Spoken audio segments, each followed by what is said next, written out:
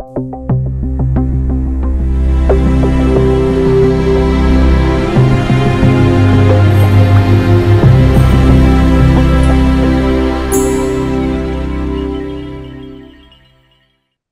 nos tocan los capítulos del 16 al 23 del libro de Levítico. Esta es la lección número 18 en nuestra introducción al Pentateuco.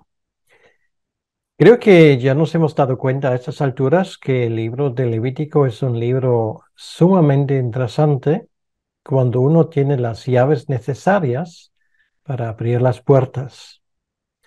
Y estas llaves la Biblia misma nos las facilita. Y por lo tanto le invito para participar también en esta lección sobre alguna temática que requiere cierta explicación. Por ejemplo, vamos a hablar de los días festivos, de ciertos sacrificios especiales y también de un código de comportamiento para los israelitas. También vamos a abordar la cuestión: ¿cuáles son las leyes que siguen siendo vinculantes también para nosotros ahora? ¿Y cuáles fueron cumplidos en Cristo? Y también para esto vamos a tener algunas ayudas que nos facilitan el entendimiento. Pues vamos allá. Y empezamos primeramente con las 7 fiestas que eran importantes para el israelita. Realmente son 3 bloques de fiestas. Había 3 fiestas obligatorios para el israelita. Y todo lo que tiene que ver con las fiestas realmente se tratan en el capítulo 16 de Levítico y luego también en el capítulo 23. Por lo tanto, esto lo vamos a tratar juntos y luego los otros temas que vamos a abordar hoy de los capítulos 17 al 22, vamos a hacerlo después aparte. Entonces, Israel tenía 7 fiestas importantes. El primero de ellos era el Pesaj, o la fiesta de la Pascua, que se celebraba el día 14 de Nisan, que según nuestro calendario cae en marzo o inicio de abril. Era la fiesta que conmemoraba o que conmemora la salida de Israel de Egipto. Luego, a continuación, del día 15 al 22 de Nisan, se celebra la fiesta de los panes sin levadura.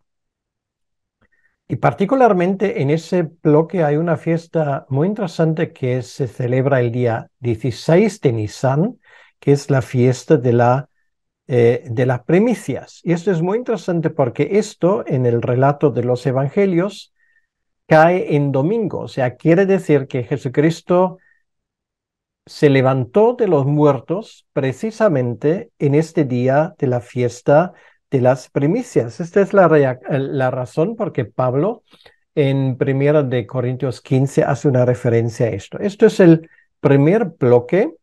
Normalmente lo vemos como un solo bloque donde el israelita tenía que acudir a Jerusalén, pero estrictamente hablando estamos hablando de 3 fiestas. Luego el segundo bloque viene, según nuestro calendario, finales de mayo, inicio de junio, que es la fiesta de Pentecostés, o en hebreo la fiesta de Shavuot. Esto ocurrió 50 días después de la celebración del Pesaj, de la Pascua, y conmemora el día cuando Moisés dio la ley, cuando Moisés recibió la ley. Además, era día festivo que conmemoraba la siega de la recogida del trigo. Y esto ocurre en esas latitudes donde está ubicado Israel alrededor de esta fecha. Y luego viene el tercer bloque, la fiesta obligatoria número 3, que es la fiesta de los tabernáculos o el Sukkot. Y en este bloque también se encuentra el día de redención, el Yom Kippur. El año judío empieza en finales de septiembre, inicio de octubre, en el mes de Tishri, y el 1 de Tishri se celebra la fiesta de las trompetas, lo cual quiere decir que es la fiesta donde se proclama de que Dios reina. Luego, 10 días más tarde, el día 10 de Tishri, se celebra el Día de la Redención. El Yom Kippur era la fiesta más importante realmente de todo el año porque es allí realmente donde se hizo una expiación provisional por los pecados del pueblo. Y luego, el día 15 de Tishri empezó la festividad de Sukkot, la fiesta de los tabernáculos que conmemora la salida de Israel de Egipto y su forma como ellos buscaban un cobijo, una protección contra el sol. El día de la expiación es el día más importante en el calendario judío y así sigue hasta el día de hoy. A veces en la Biblia simplemente se le llama el día. El día se celebra en ayuno y oración, pero hoy en día no se celebra obviamente con un sacrificio. Esto terminó en el año 70, según lo que profetizó el profeta Daniel en el capítulo 9 de su profecía, que sería el momento cuando se termina con el sacrificio. Entonces Israel ahora no puede llevar a cabo el ritual para el día de expiación como la Biblia lo requería. Entonces vamos a seguir un poco la línea de los versículos del capítulo 16 que habla precisamente sobre ese día de la expiación, el Yom Kippur. Es interesante, ya lo vemos en el versículo 1, que se hace una conexión entre la muerte de Nadab y Abiú, que tratamos en el capítulo 8, y el día de la expiación.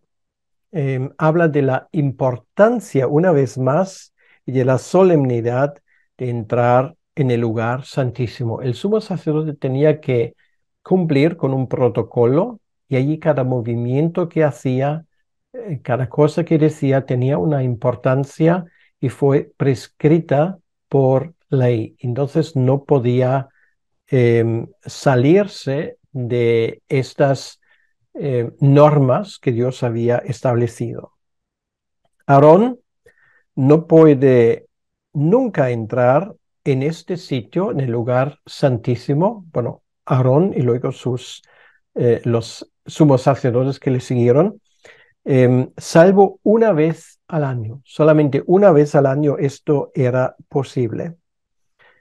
Pero en este día solamente podía entrar él, ninguna persona más. Incluso, de hecho, tenía que entrar allí en ese día no una vez, sino varias veces. En total, 4 veces. Nos damos cuenta de una cosa, que en el Antiguo Testamento el acceso a la presencia de Dios fue un acceso restringido. No es como hoy, donde podemos en cualquier momento y en cualquier lugar acercarnos a la presencia del Señor. Ahora, el resultado de entrar sin autorización es exponerse a la muerte. Y esto lo hemos visto en el pasado, tendría una consecuencia muy grave. O sea, Dios aquí es muy severo con sus exigencias. Nadie puede estar en la presencia del Señor sobre la base de su propia justicia. Esto es la idea. Solamente podía acercarse a ese lugar con la sangre de los corderos derramados. Porque el lugar santísimo, esto era el sitio donde Dios simbólicamente reside, porque claro, Dios está en todas las partes, pero en esa parte Él reside de forma especial. Estamos hablando allí de su gloria, donde está su gloria presente.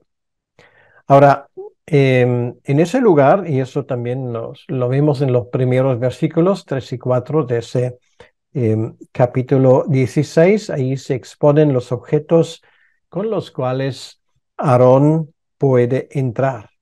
Y otra vez, algunas cosas merecen un breve comentario.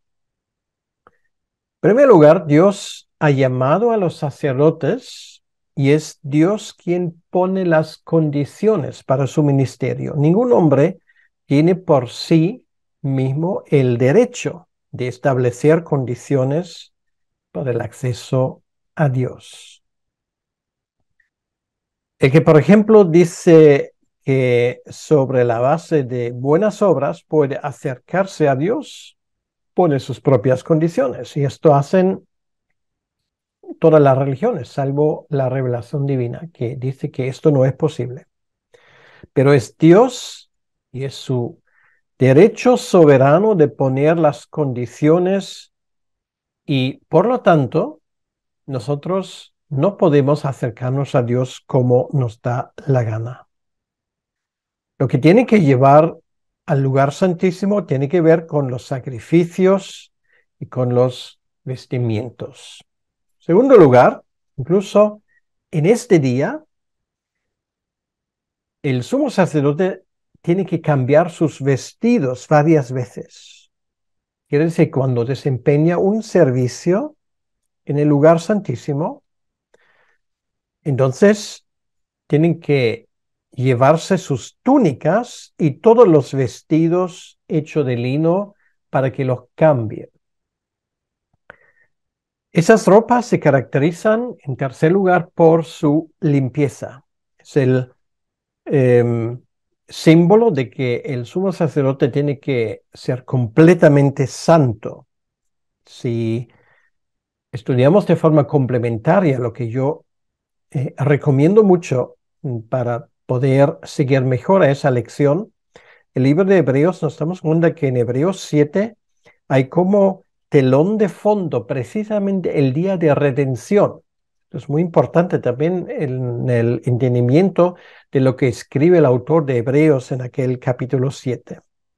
Por ejemplo, Hebreos 7, versículo 26, habla de la santidad del sumo sacerdote no como algo apartado para uso exclusivo de Dios, sino como algo que tiene santidad en sí mismo. Quiere decir una santidad inherente. Y esto es algo que solamente uno lo cumplió, que es nuestro Señor Jesucristo. Ahora, el orden de los acontecimientos para esta fiesta es el siguiente: 7 días antes de la fiesta de la redención, el sumo sacerdote va al templo para residir allí, para vivir ahí. Para esto ahora, en este tiempo, era su casa. En este tiempo entraría varias veces en el templo y practicaría las diferentes partes de la ceremonia, porque eso tenía que salir perfectamente. Esto no sabemos de la Biblia, lo sabemos de literatura extrabíblica, pero estos 7 días sirvieron básicamente como entrenamiento, como preparación para el sumo sacerdote. En el mismo día de la celebración del Yom Kippur, había 3 tipos de sacrificio. Había un sacrificio por la mañana, luego había los sacrificios festivos después del sacrificio expiatorio y luego un sacrificio expiatorio propio del día. En total, en ese día de la redención del Yom Kippur, fueron sacrificados 15 animales. La ceremonia empezó pronto por la mañana con el baño ritual y luego el sumo sacerdote se pondría sus vestidos para el sacrificio. Esto nos lo describe el versículo 4 del capítulo 16. Luego, primero tenía que sacrificar un becerro y un macho cabrío para sus propios pecados.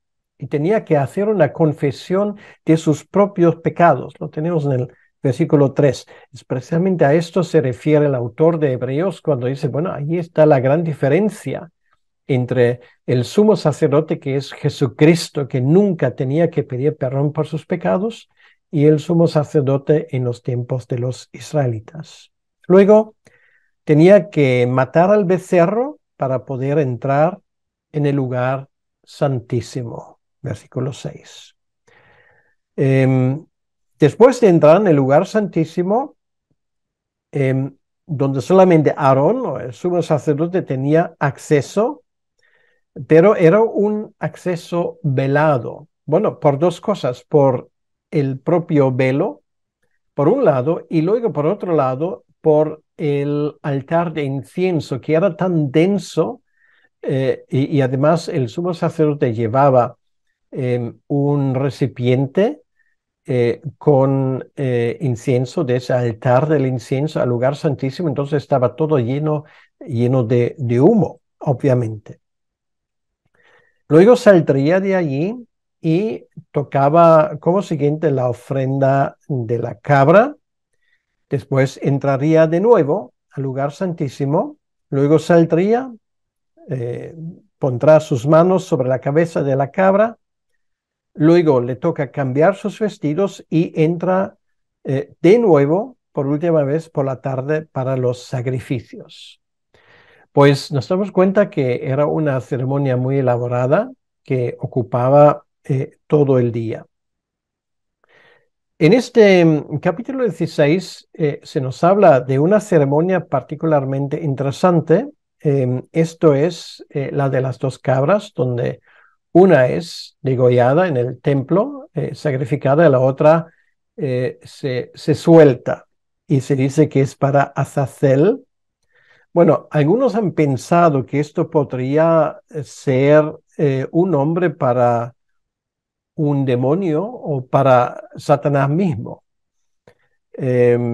Ahora, realmente en la escritura no hay ningún indicio. De hecho, sería un pensamiento absolutamente horrorífico pensar que el sumo sacerdote tendría que llevar a cabo un sacrificio destinado a Satanás o uno de sus demonios. Es una interpretación que he leído varias veces, pero no por repetirla se convierte en verdad y es absolutamente herética y no describe lo que pasó en realidad. La palabra Azazel en hebreo está relacionada con el concepto de tierra deshabitada. Tenemos que admitir que el pleno significado de esas palabras en hebreo no es tan claro lo que significa exactamente, pero por lo visto está relacionado con una palabra que indica salida. Entonces, quiero decir que aquí tenemos una cabra que sale del campamento, lo cual coincide con la interpretación que el autor de Hebreos le da a esa ceremonia en Hebreos capítulo 13, versículos 2 al 14. Ahora, en cuanto a esa ceremonia, algunas cosas valen de nuevo ser comentadas. Primero, los vestimientos del sumo sacerdote eran de lino blanco. Tenía que dejar el sacerdote su vestimenta normal y tenía que ponerse otra que simboliza que Cristo se pone otra naturaleza. Eso es el significado que hay detrás, la naturaleza humana. Corresponde a la humillación de nuestro Señor, de la cual habla Filipenses capítulo 2. En segundo lugar, en todo el capítulo 16, y esto es muy importante, Aarón actúa en cada momento bajo dirección divina. En prácticamente todos los versículos se usa una forma gramatical que habla de una orden. Entrará, vestirá, tomará, hará. Esto es lo mismo que la misma forma que se usa para los 10 mandamientos. Habla de un mandamiento explícito divino. Y de la misma manera, también nuestro Señor Jesucristo actúa siempre de acuerdo con la voluntad de Dios. Y en tercer lugar, Se dice claramente en este capítulo que Aarón actúa solo, no tiene ayuda, no tiene ayudante. Solo y únicamente él puede entrar en el lugar santísimo.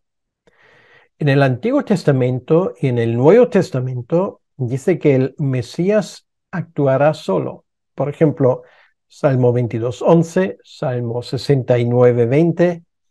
Y estos textos enfatizan que no había otra persona presente. Y esto subraya Hebreos 1:3. Ahora, otras verdades que sacamos de ese capítulo y que tienen que ver con el trabajo de los sacerdotes de la redención, lo que ya dijimos, que esto ocurre una vez al año. En segundo lugar, la naturaleza de este sacrificio en el día de redención es una naturaleza propiciatoria, lo cual quiere decir, fue la sangre esparcida sobre el trono de gracia que representa eh, este, este aspecto del sacrificio. Fue la sangre de los animales, no de la gente. Es un sacrificio de sustitución. Estamos hablando, por lo tanto, de un sacrificio que habla de una satisfacción penal. No puede haber redención sin el pago de una deuda. Quiere decir que Dios tiene demandas justas contra nosotros y ese sacrificio, al ser propiciatorio, satisface las demandas justas de Dios. Entonces es algo, un aspecto, no el único, pero es un aspecto de lo que exactamente hace Jesucristo cuando Él muere en la cruz. Está implicado otro concepto que es el tema de la ira de Dios, la ira justa de Dios contra el pecado. Entonces, no solamente es que el pecador debe algo a Dios, sino Dios en su ira se puede volver contra el pecador si no se satisface esa deuda. Y esto ocurre en el Antiguo Testamento de forma provisional. Y esto se resuelve en el Nuevo Testamento definitivamente por la muerte de Cristo. El valor del sacrificio solamente se explica con que la sangre de los animales de sacrificio pueden tocar el trono de gracia. Solo esto, ninguna otra cosa más. El perdón de Israel no fue eterno, sino tenía una fecha de caducidad, para decirlo así, de 1 año. Esto había que repetir año tras año. Y el medio de la redención, según el versículo 11 del capítulo 17, es el derramamiento de sangre. ¿Por qué? Porque la vida está en la sangre representa la vida. Derramar sangre es matar. Por lo tanto, somos justificados por la sangre. Si el Señor hubiese muerto por un ataque al corazón, no habría perdón. Tenía que ser por una muerte violenta. Por lo tanto, tenemos que hablar de la sangre de Cristo cuando explicamos el tema de la redención. No es posible separar sangre de lo que Cristo hizo en la cruz. Los beneficios de la redención, pues, mantenía a Israel en comunión con el Señor por otro año. Hebreos 9:15 nos enseña que Jesús murió también por los pecados pasados, los del Antiguo Testamento, no solamente por aquellos que vinieron después. Quiere decir que los santos del Antiguo Testamento se salvaron por crédito, para decirlo así, porque sabían que, bueno, si lo sabían no lo sé, pero la idea es detrás que después alguien vendría para saldar esa deuda definitivamente. Y esto es exactamente lo que hizo Jesucristo en la cruz. Ya hemos mencionado que detrás de ese sacrificio está la autoridad divina. Todo se hace bajo la autoridad de Dios. El sistema levítico nos tenía que preparar para la venida de Cristo. En Juan capítulo 10, versículo 18, Jesús habla de hacer la voluntad del Padre para dar su vida por nosotros. La carta a los Hebreos habla claramente de la centralidad de la redención y del día de la redención. Eso es el gran tema en el capítulo 9, 23 al 10, 15. Había dos partes en el tabernáculo, un lugar santo y un lugar santísimo. Y en el día de Yom Kippur, de la redención, el sumo sacerdote llega al altar, sacrifica la cabra, luego entra en el lugar santísimo, derrama la sangre, y cuando los israelitas le vieron salir otra vez, sabían que el sacrificio había sido aceptado.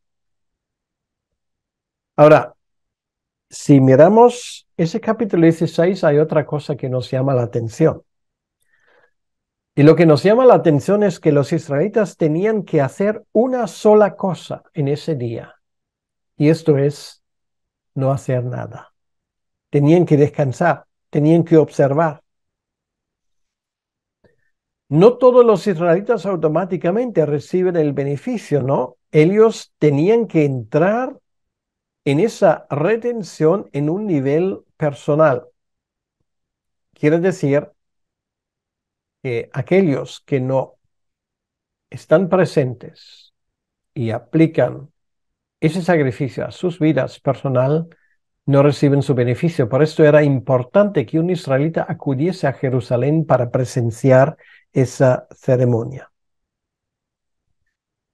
Eso en cuanto al día de redención, le hemos dado bastante atención porque lo merece, porque era el momento central de los sacrificios del Antiguo Testamento y es descrito de una forma minuciosa en ese capítulo 16 de Levítico, pero no era el único día festivo, como ya dije, y ahora saltamos al capítulo 23, como ya dije al inicio, quiero tratarlo juntos.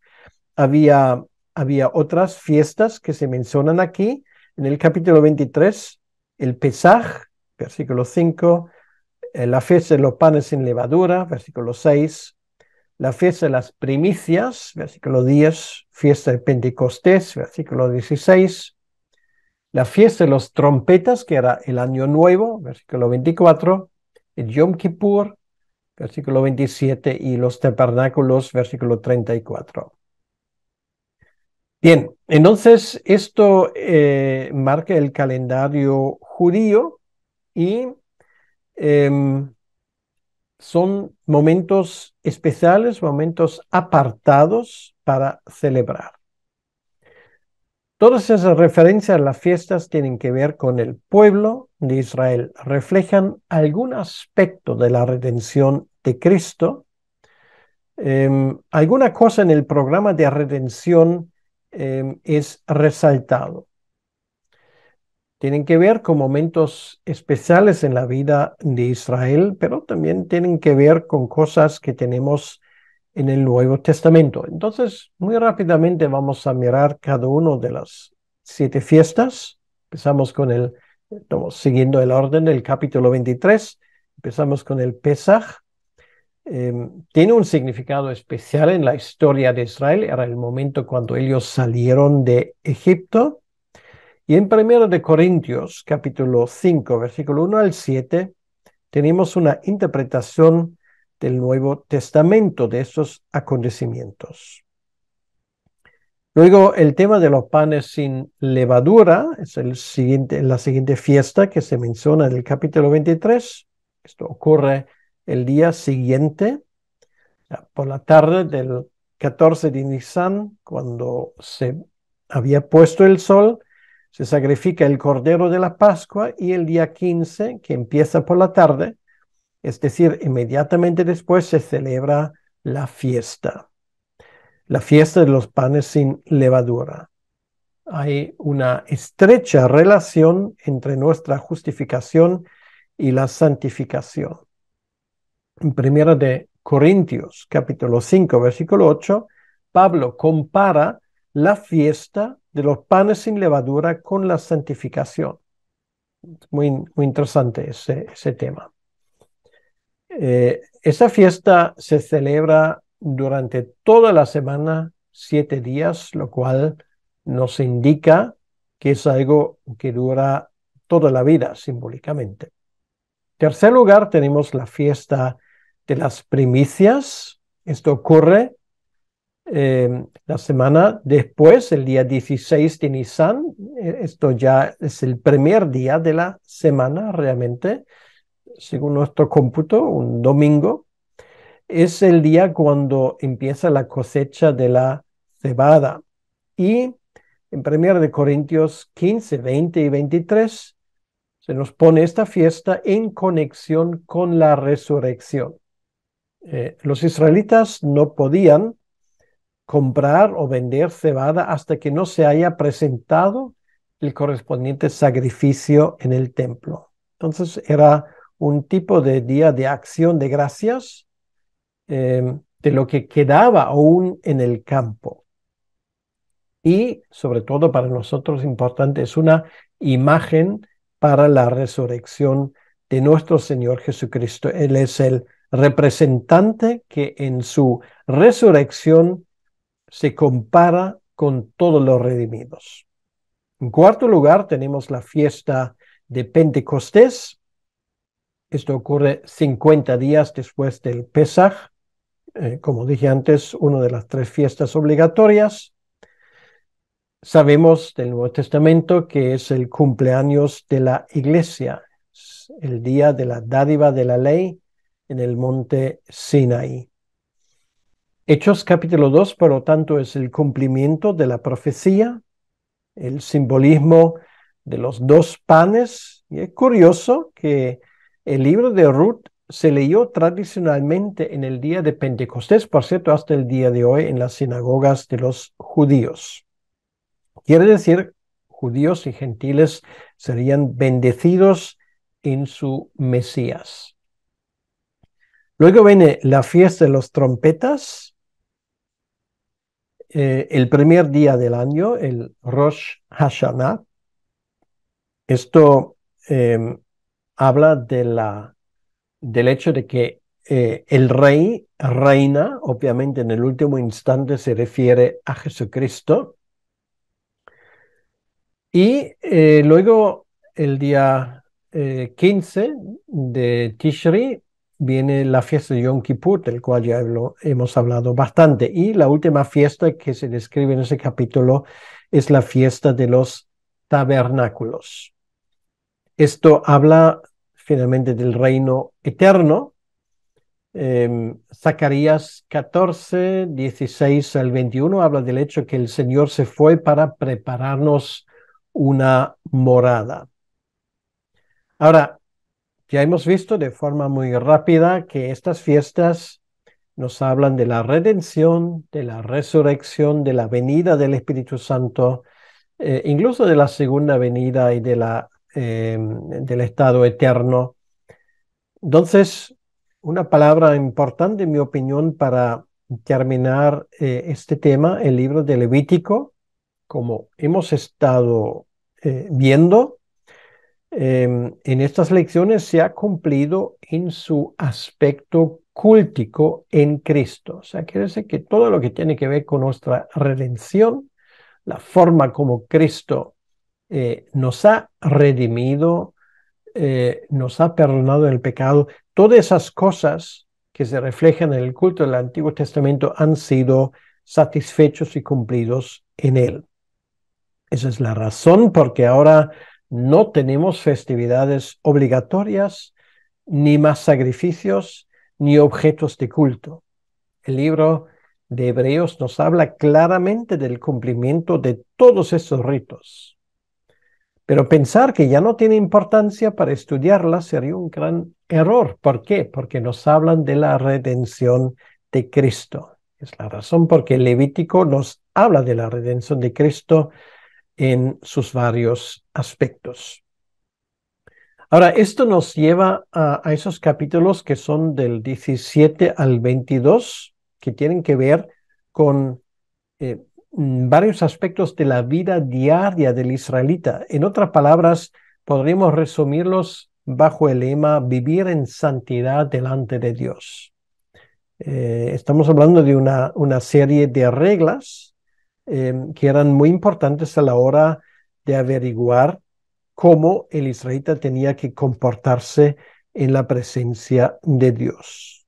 Y, por ejemplo, en el capítulo 17 tenemos una serie de reglas y mandamientos que tienen que ver con leyes en cuanto a sacrificios. Ahora, la cuestión no es tanto cómo acercarse a Dios, de eso ya Levítico ha hablado, nos ha enseñado una serie de cosas, sino ahora la idea es cómo vivir delante de Dios, cómo vivir en su presencia. Y la respuesta es, Israel tiene que distinguirse de los demás pueblos, tiene que ser diferente. Entonces, veamos rápidamente la estructura de estos 6 capítulos. El capítulo 17 tiene el tema de que solo Dios nos da la vida y todos los sacrificios en el tabernáculo no son expuestos allí y se centra en el tema de la prohibición de beber sangre. Otro aspecto importante para el israelita, para su forma de vivir, se describe en el capítulo 18, que se dedica a la prohibición de abominaciones de tipo sexual. Por lo tanto, también es muy importante. En el capítulo 19 tenemos una repetición de los aspectos centrales de la ley. En el capítulo 20 tenemos el tema de las sanciones que ocurre si un israelita no obedece a lo que Dios requiere. Y finalmente, el capítulo 21-22 nos habla una vez más sobre el tema de los sacerdotes que eran aquellos que administraban el pacto. Esto en grandes rasgos, y ahora vamos a mirar estos capítulos con más detenimiento. Los capítulos 17 y 18 se refieren a todos los israelitas y a aquellos que quieren honrar al Dios de Israel, aunque no son israelitas. Como sabemos que también en el Antiguo Testamento todo el mundo tenía la posibilidad de juntarse con los israelitas y profesar su Dios. Esto era posible, no solamente aquellos que son biológicamente descendientes de Abraham, Isaac y Jacob, sino todo el mundo podía juntarse con Israel, pero bajo la condición de aceptar las estipulaciones de la ley.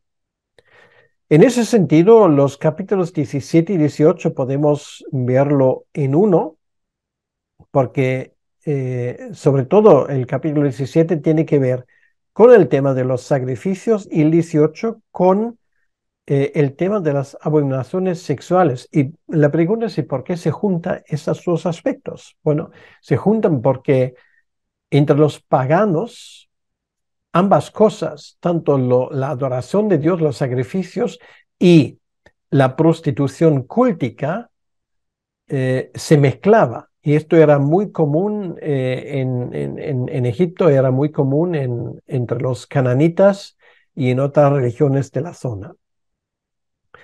Para resumirlo, el capítulo 17 nos dice en los primeros 6 versículos, que los sacrificios solamente se pueden presentar en el tabernáculo, no en cualquier lugar.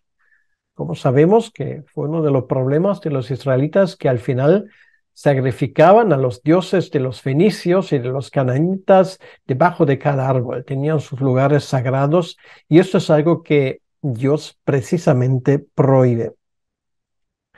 En segundo lugar, se nos dice en el capítulo 17, versículos 7 al 9, que ningún israelita temeroso a Dios o temeroso a Dios puede sacrificar a demonios. Bueno, aquí está explícitamente prohibido, por eso dije lo de Azazel, pensar en un demonio es absolutamente herético.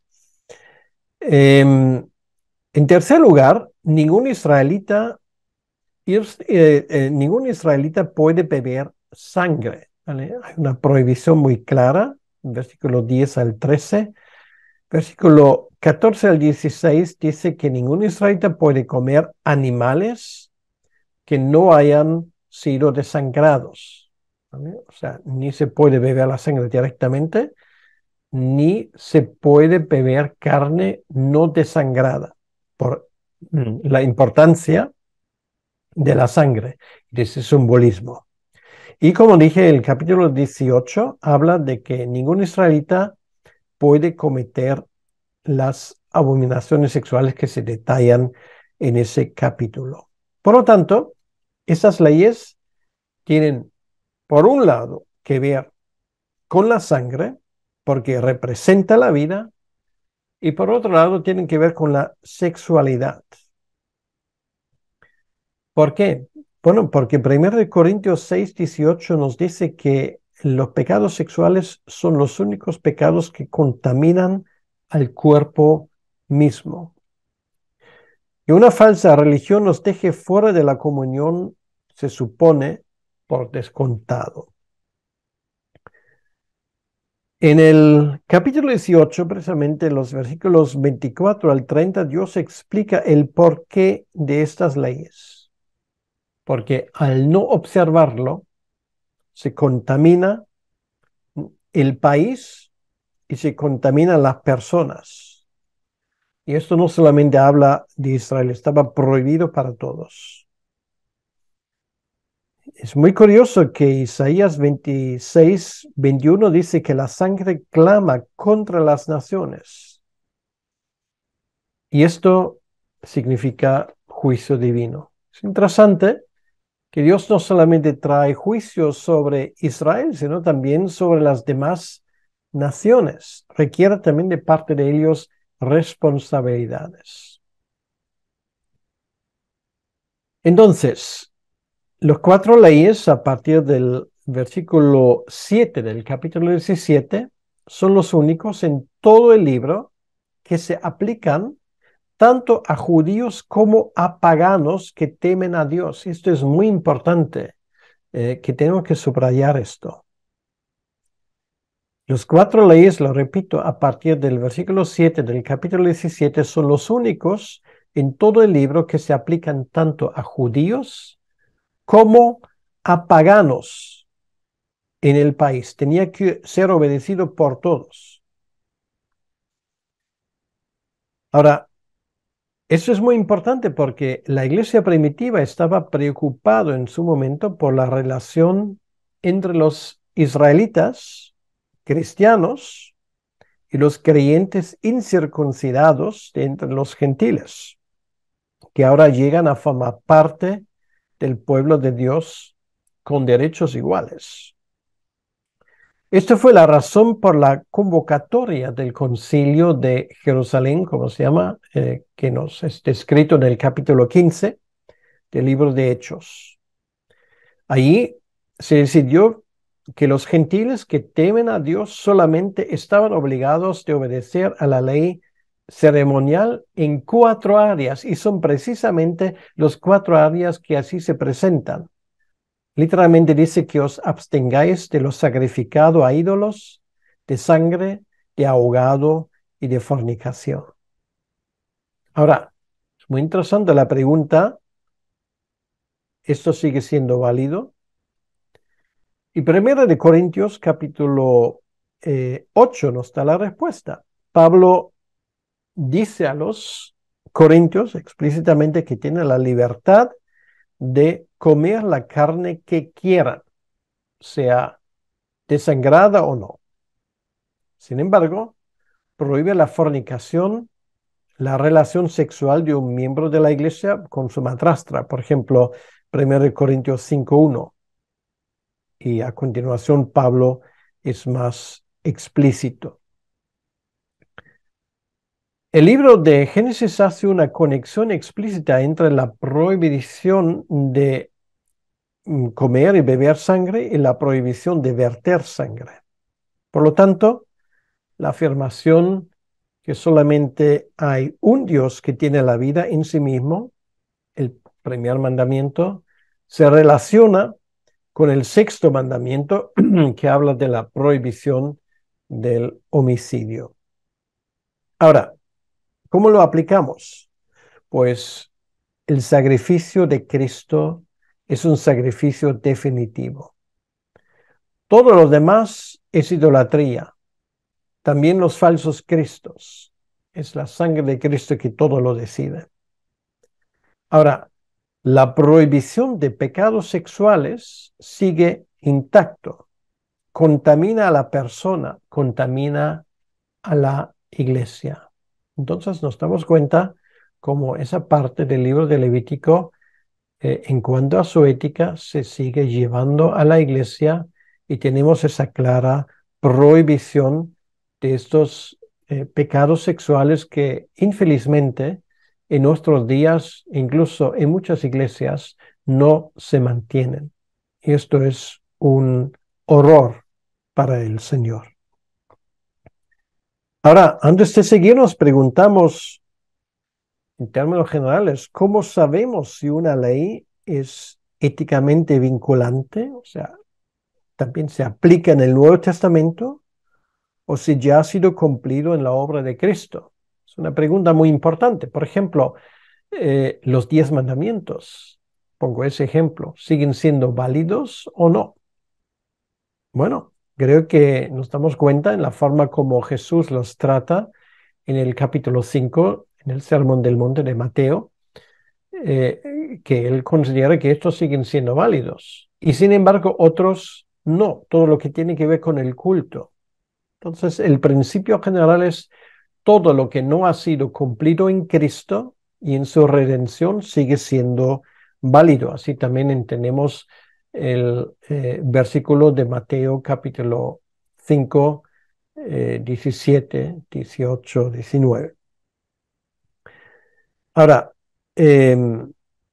para profundizarlo más, porque esa aplicación creo que se entiende bastante bien, pero hay más aplicaciones para poder entender esa parte de lo que sigue vinculante también para el creyente en el Nuevo Testamento y lo que no. Hay que considerar que hay diferentes tipos de leyes. Ya hemos hablado de leyes que tienen que ver con la redención. Esto quedó cumplido en Cristo. Luego, hay leyes que están vinculadas a la tierra. Y eso es muy importante porque es la tierra donde iba a nacer el Mesías. Las leyes de la tierra, o que tienen que ver con la tierra o la herencia, eran leyes que tenían que ver con las promesas del pacto que Dios en su momento hizo con Abraham en relación a su descendencia. Había, y esto es muy importante, un límite cronológico en relación con estas leyes, y esto es la profecía de Jacobo y su promesa en Génesis 49:10, hasta que llegue el Mesías. ¿Por qué? Porque después de la llegada de Shiloh, del Mesías prometido, el cetro saldría de Judá. Quiere decir, el concepto unificador aquí es el legislador. Indica que esas leyes que tienen que ver con la tierra a partir de ese momento pierden su validez. Por lo tanto, todo lo que tiene que ver con las leyes de la herencia, con las leyes del país como tal, se han cumplido, tienen fecha de caducidad y esa fecha de caducidad es la venida del Mesías. Bien, son leyes que también las leyes, digamos, de las fiestas que se cumplieron en Cristo y por lo tanto no son vinculantes. Pablo lo dice muy claramente en la carta a los colosenses, que no hay lunas nuevas, que no hay Shabbats, que no hay días festivos especiales. Todo esto fue cumplido en Cristo. Entonces, podemos decir todo lo que tiene que ver con la tierra, que está implicado ahí el tema de la herencia. Eso también podemos considerar que fue cumplido en Cristo. Bien. En el capítulo 19 tenemos una serie luego de leyes generales que siguen vigentes bajo el nuevo pacto, son leyes igual que aquellos en Deuteronomio 4, deben llevar a las personas al arrepentimiento por su aplicación a una nación. El principio fundamental ahí es sed santos porque yo, vuestro Dios, santo soy. Es exactamente lo que el Señor Jesucristo repite en el Sermón del Monte, Mateo 5:48. De hecho, lo que hace Jesucristo en el Sermón del Monte no es otra cosa que una exposición de la ley y deja muy claro el principio de la interpretación. Y esto es, muy importante, el fundamento de la ética cristiana. Una buena parte de nuestra ética viene del Antiguo Testamento, ¿vale? Y es afirmado, reafirmado en el Nuevo Testamento, y por este principio que Jesucristo nos dice aquí, queda muy claro. Por ejemplo, y estoy resumiendo, lo que queda prohibido en Levítico 19 son prácticas fraudulentas, la prohibición de la tardanza en el pago del sueldo, la prohibición de menospreciar a los minusválidos, muy interesante ese tema, la prohibición de discriminación por razones económicas, la prohibición de calumniar, la prohibición de la venganza personal, la prohibición de la discriminación judicial de extranjeros, y la prohibición de sacrificios de niños a Moloch. Entonces la aplicación está claro. El que conoce a Dios vive de forma distinta y estas leyes forman parte del código ético vinculante también para el creyente. Ahora, ¿qué pasa con aquellos que no obedecen? De esto el capítulo 20 tiene que decir algo. Ahí se nos habla de las consecuencias del pecado. El alma que pecare, ese morirá. Es el principio que hay detrás. Aprendimos que pecar nunca es gratis y por eso Cristo tenía que pagar un alto precio. Y esto está incluido en la posibilidad del perdón. Y de ese perdón se habla precisamente luego en la última parte, los capítulos 21 y 22, tienen que ver con los sacerdotes y los sacrificios. Los sacerdotes cumplen la función de ser, para decirlo así, padres espirituales de los israelitas. La gente tiene que traer sacrificio en condiciones y no deben de engañar a Dios, por ejemplo, trayendo un sacrificio defectuoso. Estos capítulos hablan con detalle de los sacrificios, como deberían ser presentados, y en resumidas cuentas podemos decir que los sacerdotes tenían que cumplir las obligaciones de forma más estricta que el pueblo para poder llevar a cabo su ministerio en el santuario.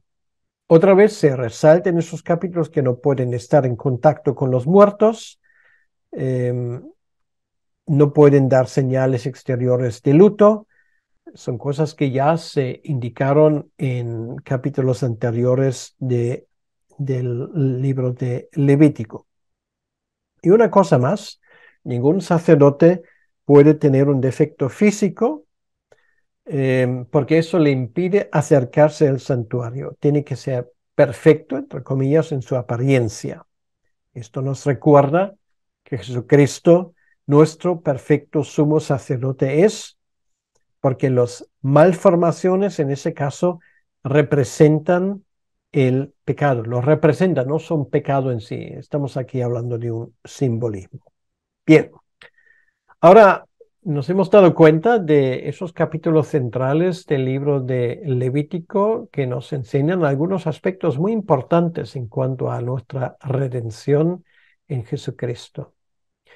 En la lección número 19, la próxima lección, vamos a terminar el libro de Levítico con una serie de regulaciones más que son sumamente interesantes también por su aplicación actual. Entonces, nos vemos en la lección 19, que también será el cierre del libro de Levítico y nos quedan 2 libros más por investigar.